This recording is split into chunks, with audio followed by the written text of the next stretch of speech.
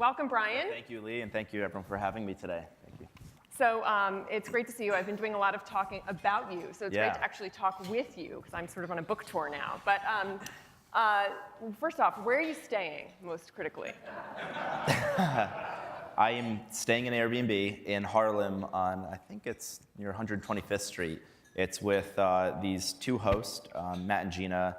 They are interior designers, and so it's like, it's a brownstone. You walk up, and actually it's really cool because they travel a lot themselves, and they try to pick up something every place they travel, and they bring it back. And so they've got like these saddles from when they went horseback riding. So it's a really cool experience. And of course, my mom's here, my girlfriend's here, so we got to cook food last night in the house. So great, it's really excellent. fun, yeah. And sometimes we do these things in hotels, but here we're not in a hotel. Yeah, it's often that you and I have conversations at a banquet room in a hotel. It's kind of odd that I usually get interviewed in hotels. Yeah. So it goes. So there's so much I want to talk to you about. Absolutely. And, but before we do that, I think a lot of people in the room, I certainly am very familiar with your story, but I think a lot of people may not be familiar with just the story of your origins. So I just want to briefly touch on how you came up with this idea and just sort of the origin story. Can you just share that with us a little bit? Yeah, probably, let's see, it probably begins with my mom, I guess. I guess all origin stories start with your mom. So, you know, growing up, I grew up in Albany, New York, so I actually think of myself more as a New Yorker. I was for 18, 19 years. And my parents are both social workers growing up. And, you know, my mom, I remember my mom giving me advice when I grew up. She said, you know, Brian, your father and I, we chose a job because we love it, but we didn't really get paid a lot, so you should choose a job for the money. And so, like, it was very obvious. And so, like, we're looking at, like, what jobs pay a lot of money. And so one day I told my mom, like, you know, I think I'm going to go to the Rhode Island School of Design. I'm going to become an artist. At which point she said, you somehow managed to pick the only job in the world that pays less than a social worker. You'll get paid nothing. And I said, I'll make an income. I'll get a job, I promise. And she said, well, I do want you to promise me that if you get a job, that job has health insurance one day. And so this was the kind of beginning of my endeavor. I went to RISD, and it was totally different because at RISD, everyone was making stuff. They were like, they embraced entrepreneurship. And I graduate RISD. I get this job at health insurance. I'm living in LA, but one of my best friends at RISD was this guy that, named Joe Gebbia. And Joe Gebbia and I were like these kind of entrepreneurial people on campus. And like we both started sports teams at art school. That's the hardest marketing job in the world, get an artist to come to a sports game. And Joe lives in San Francisco at this point. This is like 2007. And he's trying to get me to come to San Francisco. He's like, Brian, come to San Francisco. We're going to start a company together. We're going to start a company together. And I'm like having this job in LA. And I remember at one point my life was like, I was in a car, and the road in front of me looked exactly like the road behind me. And that kind of terrified me, and I wanted to take a detour. So I had this moment, I'm sure all of us have these moments in our life where we make a change, and everything changes after that. I quit my job, and I have an old Honda Civic. I put everything I own in the back seat in the trunk of an old Honda Civic, including a rolled-up foam mattress. I have $1,000 at the bank. And I call up Joe, and I said, I'm coming to San Francisco.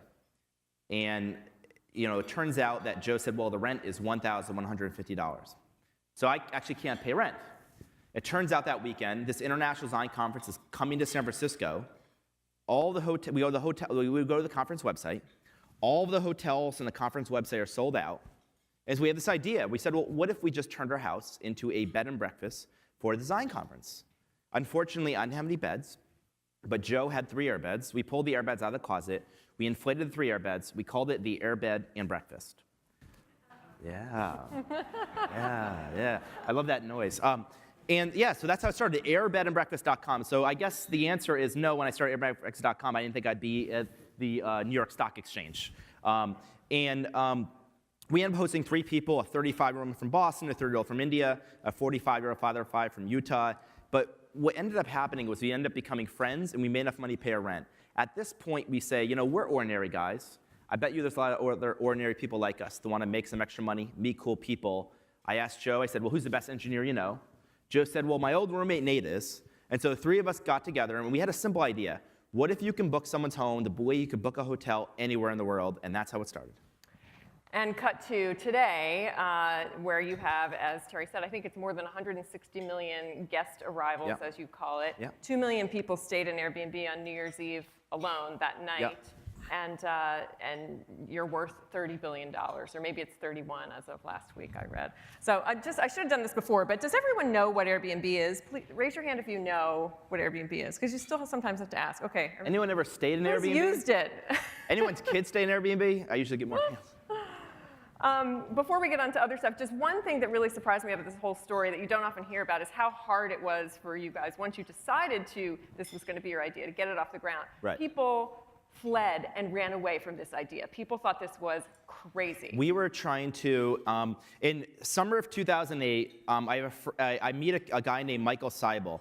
And Michael Seibel says there are these people called angels, and they'll give you money. And the first thing I thought is, I can't believe this guy believes in angels. So that's how naive I was. And he introduced us to about 20 angel investors and a couple of venture capitalists.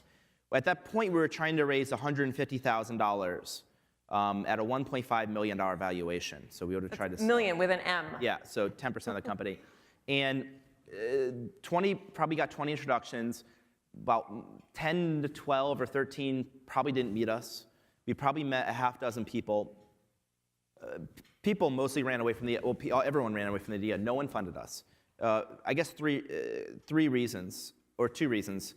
The first reason was Joe and I were designers, and as far as they were concerned, designers didn't start companies. Like, we didn't look like a tech founder, which I think is ridiculous, because I don't think you should ever hire someone because they look like something else. Like, you want a new thing, well, maybe they'll look different. But everyone was looking for either the Zuckerberg model, a Harvard coder. If you didn't drop out of Harvard or you didn't drop out of a PhD program at Stanford, well, you weren't going to be the next Google or Facebook. And the point was, well, like, the previous tech company founders didn't drop out of Stanford. So it was a little absurd. But the bigger issue was people asked, well, first of all, how many airbeds are there in the world? In fact, when we were trying to do our first investor deck, we had to create a total addressable market. And so the first thing we thought is, well, how many airbed sales are there? And this was before we actually realized, like, because one day somebody said, like, I want to rent my bedroom. And I said, well, all you have to do is get a mattress, inflate it, and put it on your mattress. And I thought at some point we should open the model up. Very narrow. But the bigger problem was a simple idea. People did not think strangers would stay with other strangers. They thought it was crazy. In fact, I remember, if you think you've written about this, but one person told me, he said, Brian, I said, yes. He said, I hope that's not the only idea you're working on.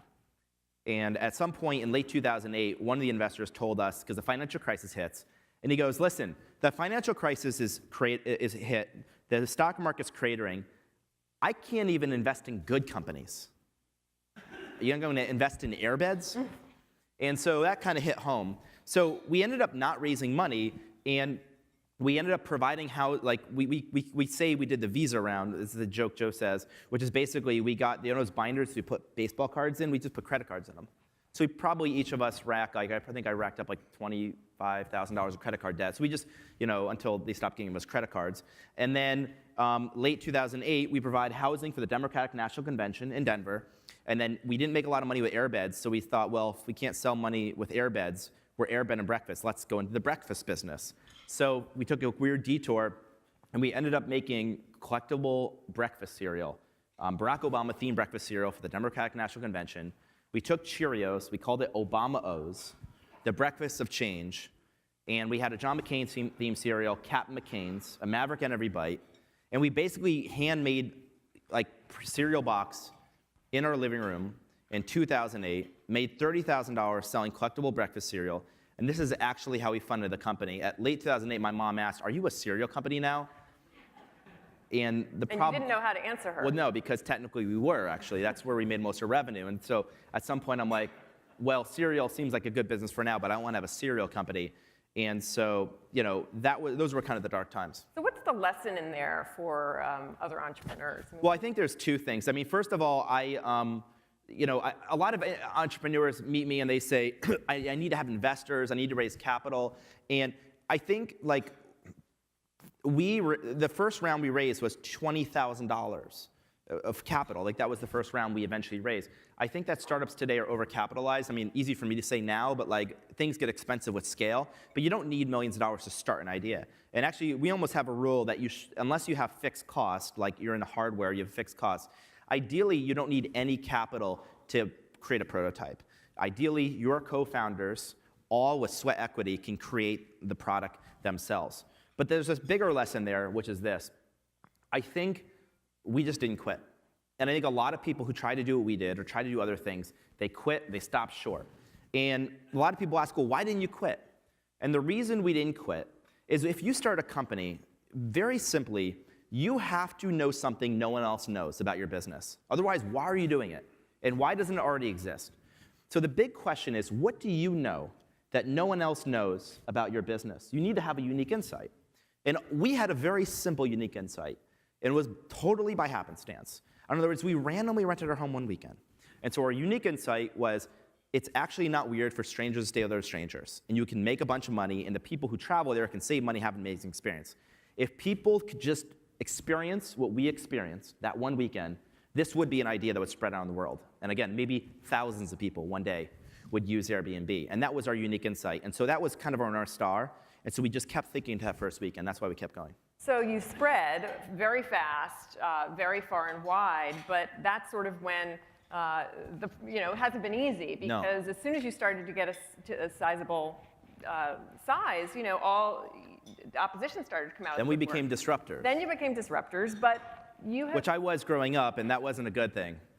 I was always in the principal's office. Yeah, you don't like that word, but it is, you are sort of exhibit A of disruption that we can talk about a little later. But your end user likes you, that's very clear, but many other stakeholders have not. And that's because the core business of renting out a home for short term violates local laws in many markets. And you've worked to turn those over in many, many places, but there are some markets that just won't budge, and New York is one of them. This has been a big source of opposition for you. So talk about that a little bit. Why has there been so much pushback, and what's the end game?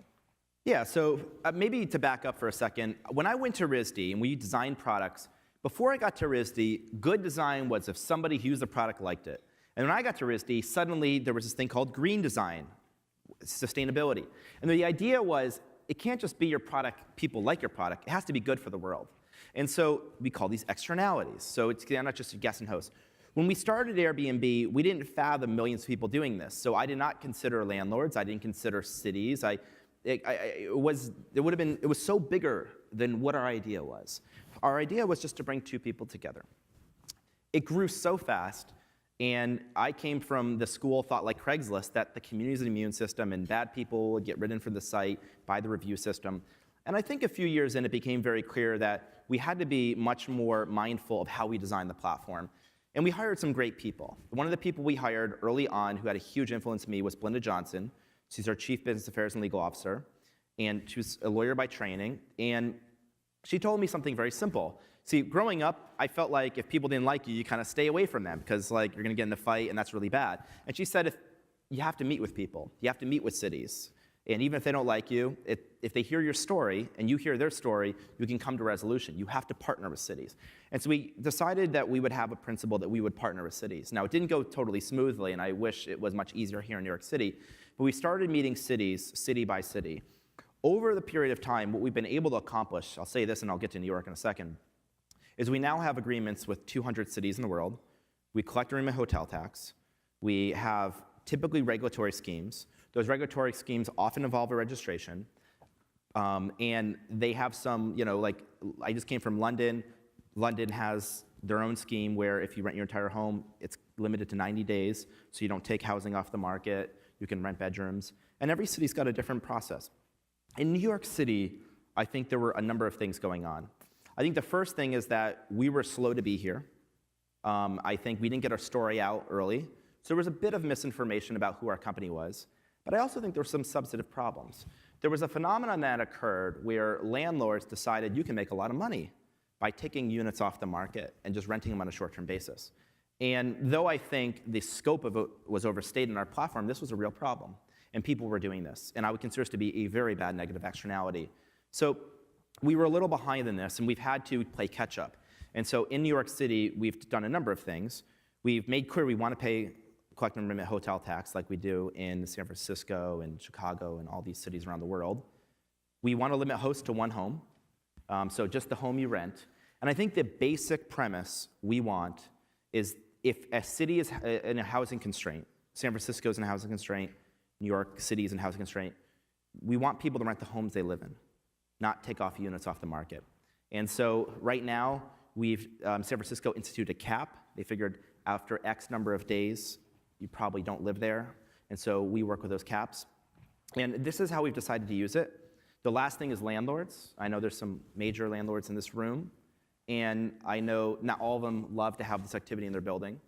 And so we're instituting, in the process of instituting a friendly landlord program where landlords can sign up and we can allow them to get information about who's in their building using it. They can even get a revenue share of the income, and they get the peace of mind knowing like the rent check's probably gonna come. And we're trying to get much more tight around people understanding the rules and regulations of their city and their buildings, and to get a bit more hands-on. And so you have to do these like kind of counterintuitive things. And this is what Jeff Bezos did. This is what Steve Jobs did. This is what Walt Disney did. I mean, Walt Disney bet the entire company on Disneyland. It seems obvious today. And he took the very best animators, and the studio was really angry. So one of the things that's interesting to me about this move for you is that your first product, the way that Airbnb was created and became viral and became huge was almost by accident. I mean, you had this totally idea, didn't think it was going to work, and lo and behold, it was transformative. Yeah. And so now you have kind of the opposite of that, where you spent the past few years sort of developing this product in the Airbnb lab, and now released it onto the marketplace. This is what we made for you. So how is that better or worse or just different? I'd say different, unclear if it's better or worse. I think there was an element of luck involved with the founding of the company. I mean, we're lucky that we chose homes first, and not, like if we chose trips or experiences first, it wouldn't have worked because you need demand, and people aren't searching for experiences, they're searching for places to stay. So it was better as an add-on to start. The major thing is that you get a lot of user feedback. So I don't think I think both are fine. Like Amazon, Apple, they all were very intentional about their second or third, fourth products. Everyone's first product was totally by accident for the most part. So I don't find that being a defining factor. I think the key is, do you put the best people on it or really talented people? Does the CEO spend more of their energy on the new stuff, not the mature stuff, which I think is important? And are you constantly testing? And the other thing is one other reason companies fail is a great story of why did like California Adventure not succeed in for Disney. So Disneyland, next to Disneyland is this thing called California Adventure. It's actually now doing pretty well, but initially was a huge failure. And the reason it was a huge failure was there was like 50 executives who went to an offsite and they were basically trying to figure out what a new park should look like. They basically violated most laws of how to build a great product. They realized, well, actually, we make a lot more money on food and beverage than rides, so we're gonna have way more restaurants. We're gonna serve alcohol so parents can drink. We're gonna do a California theme park in California, even though most people visit from California. So it was basically created in a business plan. It was actually an amazing business plan. The only problem is people don't want it. And so then they had to basically redo the park with a multi-billion-dollar renovation. A lot of products fail because they start as business plans. And the problem is, the only thing that really matters is that people want it. And your customers do not care that you're successful. In fact, sometimes they do not want you to be too successful because they want to know that they got the value. And so I think the key thing is, are you making something that people want? And if you're starting it because it's a good revenue generator, your customer doesn't care about that. And so it might be a great business, but not if no one uses it. Well, we're almost out of time. I just have one more question. I talk about your future and in the book and say that your 10-year goal is to be the first online travel company to reach $100 billion in market value. Is that right or not? No, I mean, I think a market cap goal is not a great goal. I think a different goal would be this.